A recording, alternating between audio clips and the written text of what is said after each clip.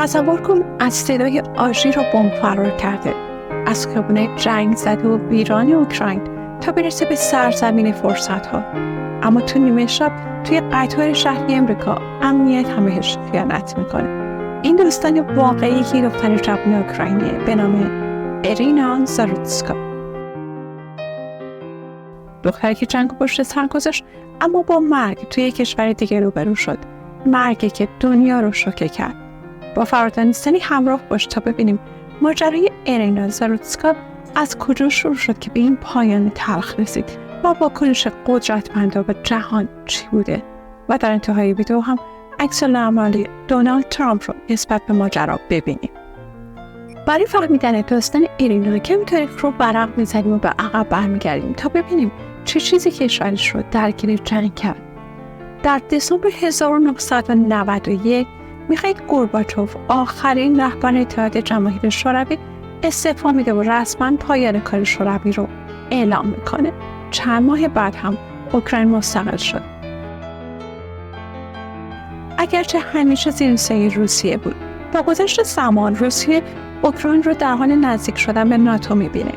گسترش ناتو به شرق، حمایت غرب از کیف و انقلاب‌های رنگی همه تهدیدهای برای مسکو بودن. تا اینکه تو فوریه 2022 ولادیمیر پوتین دستور عملیات ویژه داد. ادعای پوتین دفاع از روس زبان‌ها و جلوگیری از نفوذ ناتو بود. اما برای مردم اوکراین این یعنی موشک، تانک و نابودی. شهر بزرگ اوکراین زیر بمباران بودن، میلیون‌ها نفر در عرض چند هفته آواره شدند. اقتصاد فرو پاشید و زیرساخت‌ها نابود شدند. در این بین زنایی مثل ارینا زاروتسکا مجبور شدن انتخاب کنن، بمونن و خطر کنن یا همه چیز پشت سر بذارن و مهاجرت کنن. اما مهاجرت فقط عوض کردن کشور نیست، بریدن از ریشه هاست. یعنی خداحافظی با خونه‌ای که توش بزرگ شدی، با خیابونایی که خاطراتت رو تو اون ساختی، با دوستایی که نمیدونی دوباره میبینی یا نه. میلیون‌ها اوکراینی خونه‌های خودشون رو ترک کردن. لهستان، رومانی، آلمان و جمهوری چک میزبان بزرگترین موج پناهنده‌های اوکراینی شدند. هزاران نفر هم به امریکا مهاجرت کردند. سرزمینی که شاید امنی باشه و آینده بهتری بده. ایرینای 23 سالم مثل هر مهاجر دیگه با یه چمدون کوچک با قلبی پر از امید و البته غربت و دلتنگی مهاجرت کرد. به امریکا رفته توی پیتزا فروشی کار میکرد تا وقتی اون شب دردناک میرسه. 22 آگوست 2025 مترو شهری شارلوت، کارولینای شمالی. ایرینا وارد مترو شد و روی صندلی نشست. قاتل یعنی دیکارلوس بران جونیور روی صندلی پشتی نشسته بود. قاتل که معلوم نیست تو لحظات چی تو ذهنش میگذره بدون اینکه ایرینا رو بشناسه و حتی حرفی بینش رد و بدل بشه، چاقو رو بیرون آورد و ضربات پیاپی به گلوی ایرینا زد. ایرینا به شدت شوکه شد. شاید هنوز نمیدونست چه اتفاقی افتاده و اصلا چرا افتاده.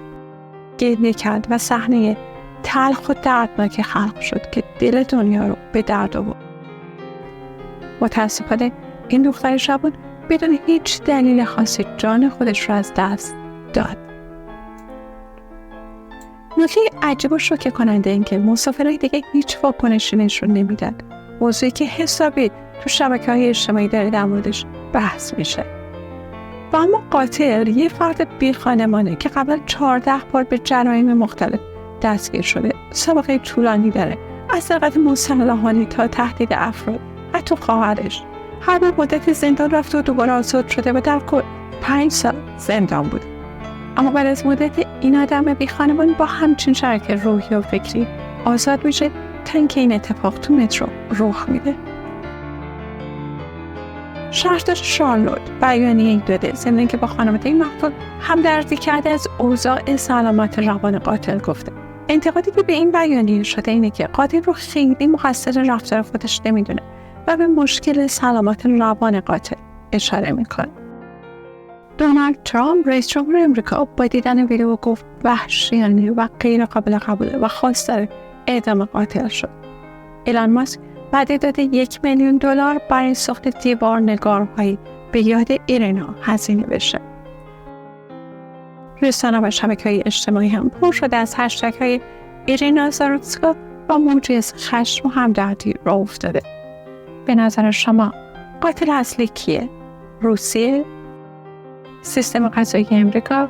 یا دیکارلوس براون جونیور؟